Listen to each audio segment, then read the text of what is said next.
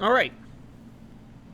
Let's look at this one. Has emerged in the adult film industry. Talk Young about- stars this is with their Moon here. whole lives ahead of them have drifted off of the I liked rails, his gone last video missing, he or made. even died. With at least 5 of these tragedies in the past 3 months, what's going so terribly wrong within the industry to lead to this? And how is this industry destroying society as a whole? Well, let's find out where these formerly acclaimed adult film stars are today. You see, Emily Willis was one of the few examples of a success story in adult film, and her early life reads like the dream of anyone looking to make their way into the industry. While I don't know any porn star by name. Like, I truly don't know a single... Like, I can think of Mia Khalifa, obviously, and Jules Blue, and that's it. Oh, Sasha Grey, because she was a streamer now. details about her life are shaky. It seems like lots of stars, she began with nothing. Growing up in a small Daddy. village in Utah, Emily was a quiet, introverted girl growing up. Utah? I never expected a porn star coming from Utah. She kept a low profile during high school, moving out to San Diego to try and build a life for herself. But after some short-lived jobs in sales that didn't work out, Emily was broke. She had no money and nothing to do, all whilst living in one of the most expensive places in America. But then suddenly, at the age of 18, Emily was swiping through Tinder, matching with different guys, until she would meet a man called Andre Garcia, who she began to date shortly after. But this was far from any fairy tale romance story, and it wasn't just a regular date, because Garcia is now known as one of the most infamous men behind Girls, a sinister website which acted as just one of many tube sites online. Garcia and his colleagues would trick and coerce women into appearing in adult videos, which they told them would only ever be sold as DVDs outside of the country. Sometimes they would offer young girls work as models, only to later force them into doing nude videos instead. They even hired another young woman to convince You know, this is super sick, right? Like, this is disgusting. potential victims to go along with it, figuring that that would seem more trustworthy. Emily was just one of the many girls they exploited, but her story went much further than most of the others. Her videos proved immensely popular on the site, and soon enough, she was receiving offers from all sorts of different producers to star in their videos. It wasn't always easy. Emily's family were distraught when they learned about her new career, and it completely destroyed their family relationship for years, as you can imagine. But on the surface, it seemed like everything was going well. This is how the industry tricks women into joining it in the first place, and how it tricks young men into thinking it's acceptable to watch. Everything seems great on the surface, and It's not acceptable to watch. AI Batman would be pissed. And not only is it not acceptable to watch, it's not acceptable to participate in. Like, we're talking about a lot of things here.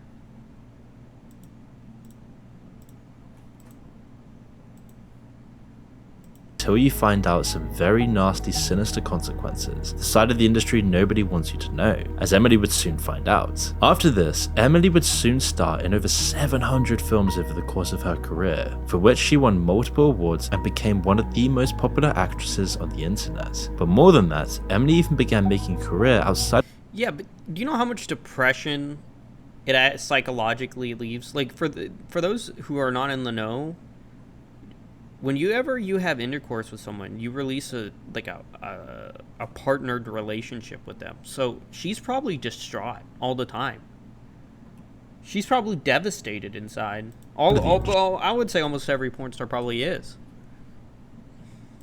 And branched out into other online spaces. She even went on the Sidemen's real-life Tinder videos, which gained over 56 million views. But behind the scenes of all of these vlogs, all of these videos, all of this money and fame, was a gnawing mental health problem, a nagging voice inside of her. You see, Emily was dealing with terrible addiction problems. Surrounded by young people working for fast money, it's inevitable that these people will encounter drugs at some point. But eventually, the lifestyle... Absolutely. If you don't... But drugs take away the pain. Like I was saying, they're horribly depressed. I'm sure she got on drugs to deal with the suffering she was caused, right? She was being used for her body. Like, it's a no-brainer that she would turn to drugs at this point. And it's horrible. Style of being in this industry and being swept into this line of work got far too much for her to bear, and so she retired from making videos at just 23 years old. A good move, but the damage it did was starting to take a toll, as unfortunately the downward spiral that industry sent her into couldn't be reversed. And 2 years later, on February the 5th of 2024, everything changed when Emily was tragically admitted to critical care at a California hospital after suffering from a heart attack just a week after entering a rehab facility. This happened because she had overdosed, which put her in a coma for 2 months. And despite waking up recently, doctors don't believe she'll ever fully recover, but hopefully she does. And now this might seem like a very tragic but isolated incident. However, unfortunately, this, I believe, is what, like, this scenario is what we're talking has been with Angel Dust, right? This is what they were trying to describe, which they did pretty well, but it's still, like, having these real life scenarios is still devastating to watch and to listen to. Increased. When you purchase a Jacked Up Fitness Power Rack, you're not just buying equipment, you're buying the foundation to a whole new life. Recently common story within the industry. You see, of course, we all know these sites, the people making these videos, and the production companies behind them are always exploitative. Young, unstable people looking for quick money can use it as a crutch to support a fast lifestyle. Instant fame, success, and money and validation that destroys you morally later on. Meanwhile, there's plenty of people and companies eager to exploit their fleeting popularity before moving on to the next victim. But with the rise of the internet and the massive explosion of tube sites, it's all gotten so much worse. The tube sites sell themselves as offering a kind of freedom and empowerment for the performers in the videos, but in actuality they've only made things far more competitive and cutthroat for people looking to enter the industry. The sheer amount of choice in videos on these platforms mean women rarely get a chance to make a name for themselves. The majority start in just 2 or 3 videos before giving it up. For the little pay they do receive, they've traded their privacy and their dignity. The videos, because we're talking about, like, the internet, and what's the number one rule of the internet that we discussed last video? The internet is forever, right? We're talking about things that are on the internet is forever. So whatever you post on the internet, you best be ready for the consequences. they are and rarely get removed from the internet and stick around forever as they get uploaded over and over again, showing one of the most intimate acts to the entire world repeatedly for an audience of millions. However, for the majority of performers that don't make it through the industry, there are a few people who have a different story. One of them is the infamous Mia Khalifa. Fleeing her home country of Lebanon as a child and moving to the United States, Khalifa's life was My cousin-in-law is from Lebanon. Lebanon has some beautiful, beautiful people. Holy crap. You don't, like, if you want someone gorgeous, you go to freaking Lebanon.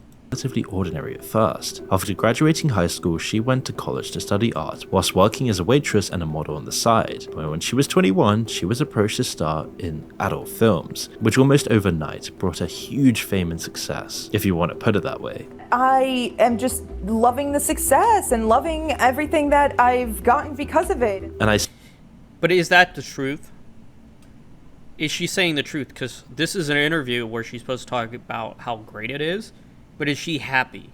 This is the question we really need answered. Is she happy with what she has done? Say that because the way she gained fame and success was probably done in one of the worst ways possible. You see, in one of her first videos, Khalifa and her co-star were wearing hijabs, and that became its whole own news story. Death threats and anger came flooding in from across the Middle East, while news outlets like CNN and the Washington Post caught on and almost instantly made her a household name. And overnight, she became the most searched for name on the most popular websites. Mrs. time in the industry was short, and she clearly got the paycheck she was looking for. Despite saying that she was only paid $12,000 over the course of her career, the companies who made her videos have said that it was at least 10 times that much. But even in this best case scenario of becoming the most popular star on around in just a few short videos, Mia still says she has a bunch of regrets. She's described how difficult it has been to shake this reputation, to find a regular job, or to ever be taken seriously.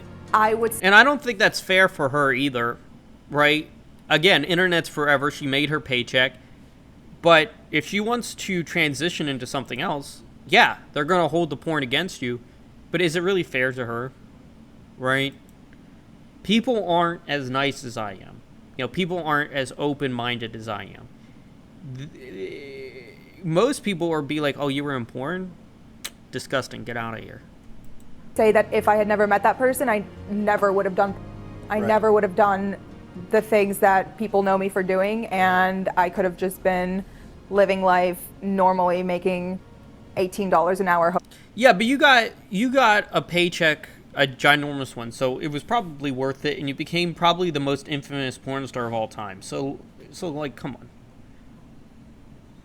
Hopefully someone. But you can't feel too sorry for her. I mean, it's hard to distance yourself from the industry that brought you your fame, especially when you're still using the same false name that most people know you by. Her criticism of the industry rings hollow when she still runs an OnlyFans and profits off of the fame she made from it. Simply working as an actor in any way in the industry has permanent consequences. Even with all of the fame and money that Mia got from her short-lived career, it will never buy back her privacy or remove all of the content that still continues to haunt her today. For most actresses and actors though, they get far less money and fame and still have to deal with all of the same consequences. They can't live off a few months' work for the rest of their lives by appearing on podcasts. They have to get real jobs. Something that a career in the industry makes a lot harder if it ever gets out. There are other problems that such a career can make for you, even though society is still squeamish. No! I don't care about wandering waves. About discussing it. Studies have shown time and time again that for many people out there, having a large number of partners before marriage can sometimes make it more likely that you will actually get divorced. Of course, this is an ironclad rule, and it doesn't mean that your past determines your future, but it is still a social pattern. Even taking in Mia Khalifa's string of divorces into account seems to prove the point, especially if you have this content out there on the internet. I mean, commodifying your past relationships and selling intimacy as a product is always going to be worse for your future happiness, and especially terrible if you ever get married and the guy finds out. Even though this is a harsh truth for serial dating that society expects and celebrates today, it doesn't make it any less true. It's less clear whether simply watching adult films has the same effect though. We at least know that it can have a negative effect for people already in serious relationships. Whether it makes a difference beforehand is still kind of up in the air, but you can imagine it probably would. But as we'll soon find... Let me put it this way, if I was ever dating or marrying a porn star, I wouldn't judge her at all. Like, I wouldn't care. Like, let's say that honestly, I wouldn't care. But I'm also the minority in this case. Because I'm sure a lot of men would be like, alright, hoe bag, don't want to be with that one, let's move on. But no, it's true, because people on the internet would say, oh, I wouldn't care if you were a hoe bag, but then you get to know them. And, you know, for me, I wouldn't bring it up. But for a lot of people, they would be like, oh, I want to do all this, I want to do that. But for me, it's entirely different, because that's not what I look at. I don't look at people's exterior appearance to judge their sense of character. I would look at, like, let's say I went on a date and they said, oh, I was in porn. I'll be like, okay. Well, you were in porn, right? Tell me, are you happy with your life right now? And if they said no, then this may go somewhere, and I would say, well, I'm not going to judge you for it. I'm not even going to look at it. I will never Google your name. Because that's just not fair, right? That's just not the society I want to live in. I want people to be brought on for their morality and their actions now. Because people will hold your past against you. I just think that that's a shame. Find out, this may be the least concerning problems that people in the industry face. It can be easy to focus solely on women in the industry. It's inevitably what most of the actual films are focused on. They're the big names that draw the biggest audiences, but tons of the same problems that women How many of those boobs are fake? Like, let's be honest. How many of those do you think are fake? Face are equally challenging for men as well. Bill Bailey was just one of those male stars. To begin with, making it as a man in the industry is more harder than you'd think. The pressures to perform under harsh lighting. Yeah, it's not even close. Men have it way harder in porn. For hours at a time isn't something that most people could ever deal with. The use of performance enhancers like Viagra is so widespread it's almost expected. But those who can deal with the pressure and make a name for themselves can often have far longer careers than women, starring in lots of videos. Bill Bailey was one of these men, appearing in over 2,000 videos across his career. Viagra isn't the only 2,000 videos? Bruh. Giga Chat alert. This guy, 2,000. Dang. That's a lot of intercourse you got going on there, dude. drug that gets abused in the industry. The use of other stimulants like amphetamines are very common, as well as heavy alcohol use to deal with this lifestyle, and it was this vice that would lead to Bill's tragic death. You see, whilst attending an Giga Chad died. That's not funny anymore. This is sad now. Stop. Stop laughing. He's dead. I feel bad. Sorry for our loss.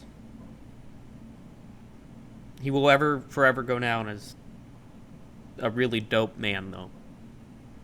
Industry Expo in early March of 2019, people reported seeing Bill drinking heavily throughout the day. Later that night, while staying in a 4th floor apartment with his girlfriend, Bill fell over the handrail of his balcony and plummeted 4 stories to the ground, and local reports claimed that he was involved in some kind of argument before the incident, but authorities ruled that there was no foul play involved. Obviously though, male stars working within the industry are a very small group compared to all of the men that are affected by it. However tragic the performers' stories might be, the real changes to society come from if you've been getting scam texts like these, it was me.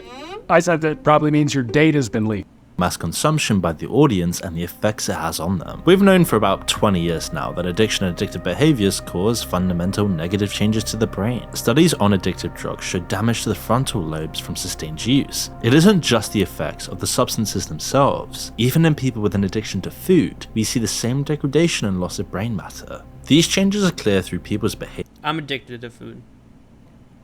I'm addicted to eating bad food. I'm not gonna lie. Okay, I used to have a problem eating candy. I used to have a problem eating things I wanted that I'm allergic to.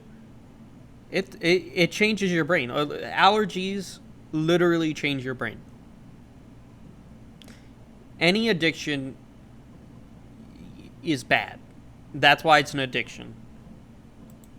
As well as through an MRI machine. Addicts are more likely to show poor judgment towards their own actions and the consequences that come with them. They lose their willpower and their ability to resist these addictions. They become more impulsive and emotionally unstable. We now understand that addictions seem to replace that reward system in our brains used to regulate normal life. They get hijacked, redirecting your own ambition for success and happiness towards the focus of the addiction. These addictions and the negative effects they have are exactly the same for sexual activity and the consumption of adult material. The content offers an alternative to a fulfilling, healthy life and connections with other people, a great social group, deep, meaningful relationships, connection with the society around you. Instead, adult content is a replacement that's far easier to get, but which alienates you from what's truly valuable in life. Well, and companies like MindGeek. Yeah, well, we talked about MindGeek a little while back, but let's have a little discussion.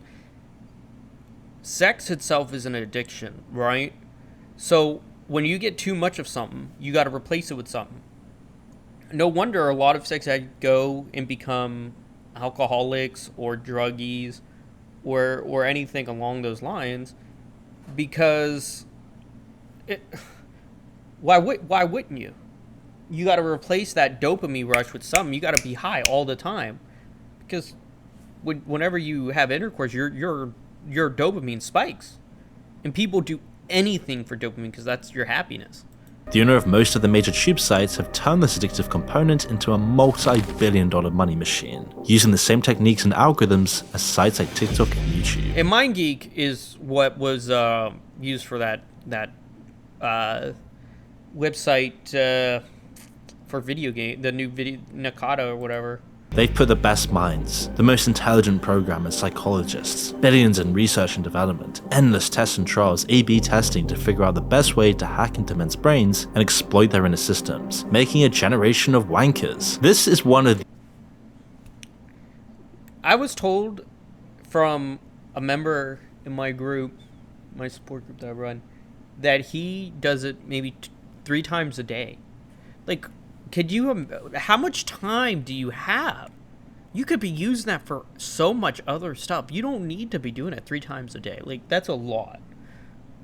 The largest changes to society we've seen in the 21st century, and we're only now learning what the real consequences are. A shocking 87% of college-age men in America watch adult content, 50% weekly and 20%. 87%. 87. Now, back when I was in puberty, I probably was in this percentage. Probably. But at this point, I haven't I've never like brought it up ever. Like I've changed my whole entire. I have gone healthy and just decided to stop everything. I'm eating right. I am actively looking for a partner. I want a meaningful relationship. I want to give my views and opinions on stuff. I want to learn a job. And doing this takes your time, ruins your day, ruins your mental state. Just stop. Just stop. But you can't. You know why? It's an addiction. Saying just stop gets you nowhere. It actually requires someone in your life to assist you and help you. And that finding someone to do that is truly difficult. Every single day, and these numbers are only going up. I mean, is it any surprise that nearly a third of young men are now going without intimate contact for years at a time? This is me. This is me. I've said it multiple times. I've never been in, I've never done anything revolving intercourse. And do you know how much of my problems are? I don't really care. Until I find the right person, I don't need to fill the void. It's such a social media and electronic gaming, come on. I game all the time, but that doesn't fill the void. No, it's because a lot of people nowadays are what I consider hoe bags.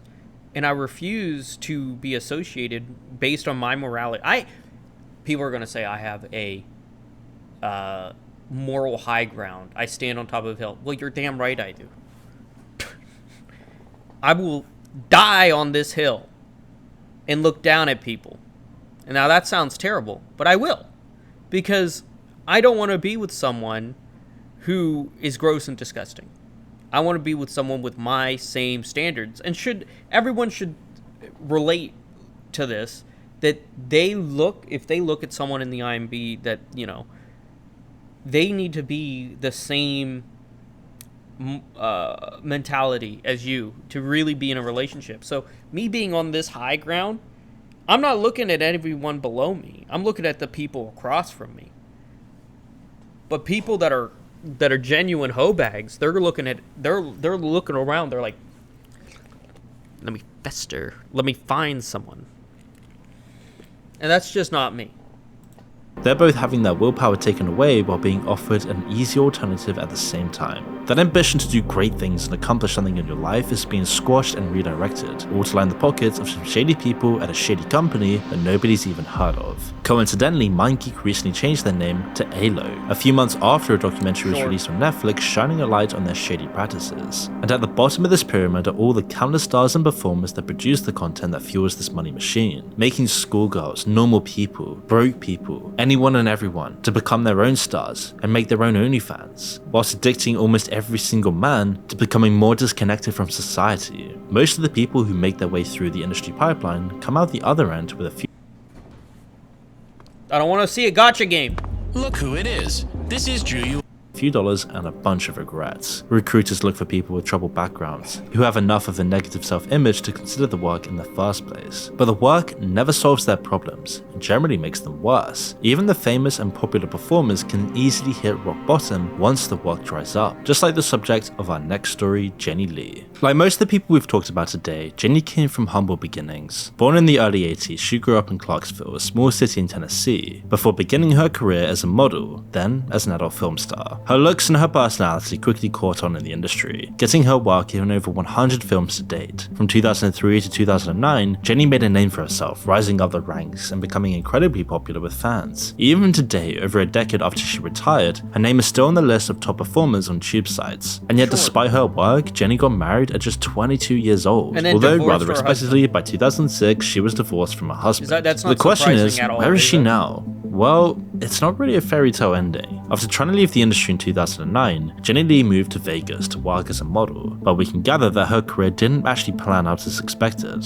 She was still allegedly appearing in films all the way until 2016, when she appeared to drop off the face of the earth. That was until 3 years later, when a Dutch film crew exploring the tunnels under Las Vegas inexplicably found her living there in a vast network of homeless people. The brief interview they conducted with her is shocking to watch, but by her own admission, That's her? That's her? She lived in a tunnel? Someone get her a hamburger or something. What? That's terrible. I feel horrible for her. She did porn, it didn't work out, then she became a model, and then she lives in a tunnel and gives up. she seems kind of okay with how things turned out. But I'm happy. I have everything I need here. No, you don't. You're in a tunnel. Go fly back home, be with your parents. Something.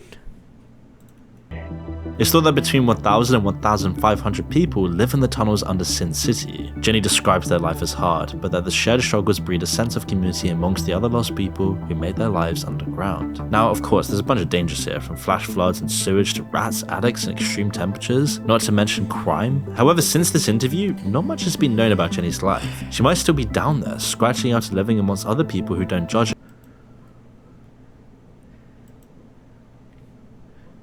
And What's going on? took us 13 minutes, but we're back.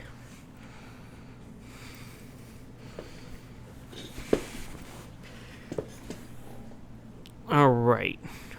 In the industry. It takes people who are generally already unstable because of their childhoods and lures them in with fast money. They trade away their dignity and their privacy, and even if they're successful, the industry will just spit them out a few years later. This has been going on for decades, but the question still remains, why is it getting worse now? Websites like OnlyFans and other self-promotion tools claim they're giving the power to the performers and taking it away from a predatory industry, which is a crazy thing to say. That's insanity. Either way, you're still showing your butt on the internet, right? Like, we're talking about getting money for posting naked pictures of you. Like, we're looking at, it's the same sort of setup. It doesn't matter if it's OnlyFans or porn. It's still wrong, and you're still getting paid for the exact same service. When these sites are just incentivizing normal, regular people to start becoming online adult stars. And if their claims were actually working, we wouldn't be seeing the disturbing rise in the casualties. Instead, OnlyFans is one small part of a group of problems that are hitting performers one after another. The site essentially helped carry on the work of the tube sites by creating a single global marketplace. While this might sound liberating, in fact it only makes the competition far harder for actresses that would have had stable deals with production companies just a decade or two before. In the same way that dating apps have made it far harder for men to find someone by giving people so many different options. It hasn't just made it harder to find someone. Dating apps have made it nearly impossible. Look at our birth rates going down, right? It's a similar sort of setup. It's changed people's mentality of what they are worth finding. Like, it's all based on looks. No one really cares about what your aspirations or state is. Now people are looking at like, are they hot enough? And that's just simply not the case, right? That's not how we should look at things, but that's what the internet has designated we should. It's done the same thing to the adult film industry. Then there's all the problems that people working in the industry already faced, that have only gotten worse. There may not even be that many more substance abuse issues than there were 5 years ago, but the risks today are far greater. New synthetic drugs, which are both far more potent and far more deadly, have flooded the market, and are used to numb the pain and fill the dad-shaped hole left in these stars. And as their drugs get more and more tainted, they need higher doses to even live with their lifestyle choices. It's making the lives of these performers far more dangerous. dangerous. The mental health crisis that the rest of the world is going through is just as bad as in the adult film industry, if not more so. Performers in the industry get PTSD at 70% of the rate of combat veterans, either from the trauma that brought them to the industry in the first place, or from trauma which happened on set, and even after being on set. At the end of the day, it's an industry of victims. It preys on the weak and broken to make its content, whilst trapping its audience in an addictive cycle. As long as video cameras exist, the industry isn't going anywhere, but new technologies like AI threaten to change everything. On the one hand, replacing the jobs of performers with AI could ultimately lead to fewer broken lives, but yeah, but AI isn't real people. Like, the internet is never going to accept AI as a substitute for pornography. Would also make things far worse for the audience. Giving people access to a way to visualize whatever their desires might be would only make people go further down the addiction rabbit hole. We're already seeing that happen with deepfakes today. With the crazy stuff with AOC and Trump together, you can only imagine what sick things will be made in the coming years. And the efforts of some states to ban the content entirely and stop people from accessing it won't work either. Even just banning adult entertainment sites, like the state of Texas did with Pornhub, isn't enough to stop the flood. In the same way that prohibition never worked for drugs or alcohol, or anything else, people always find a way to get access to it if the root problem is still there. If the discontent, loneliness, alienation is all pervasive within their society, people will always flock to this content to fill the gaping hole inside of them. In fact, it will completely shut down the kinds of regulation that could actually reduce the harm that the industry causes. The only way for people to really protect themselves is to isolate yourself from it entirely. Breaking that addictive cycle and not fueling an industry that entirely relies on exploitation is the only way to make sure it can't ruin your life. And he's absolutely right. That was a great video. It's not any different than any other sort of addiction. It's all dopamine rushes, right? People, it doesn't matter if it's porn, Instagram, drugs, alcohol. Everything is a dopamine rush to get you happier, to satisfy your miserable life, right? You're not happy with where your life is right now. So people take matters into their own hands and go to these addictions, but it never truly makes it any better than where we are now. It ruins people's mental state, society, what people should be and shouldn't be, and how they are and how they act. This was a great video.